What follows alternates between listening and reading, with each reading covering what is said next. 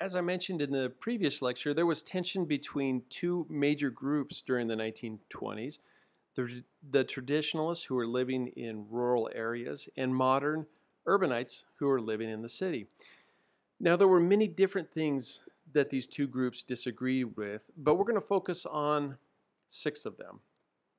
Now, the first one's going to be something called prohibition. This is prohibition of alcohol.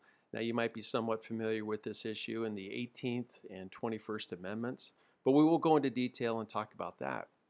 We're also going to talk about birth control. This really was a huge, huge issue in the 1920s, and really we saw tremendous growth of use of birth control in the 1920s and family planning, people deciding when and when not to have a family.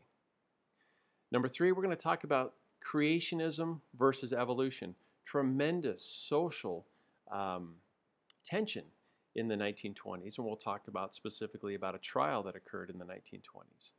We'll talk about the role of women in society because women kind of started coming into their own as far as is demanding that they become equal participants in society. Very, very early stages of this, but we'll talk about that.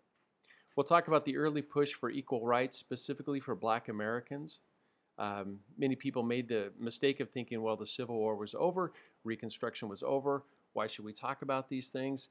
You'll understand after we talk about that why they needed to be not why they need to be talked about. And then finally, we'll talk about jazz music because jazz music and something called the Harlem Renaissance was absolutely huge during the 1920s. We'll talk about these six things.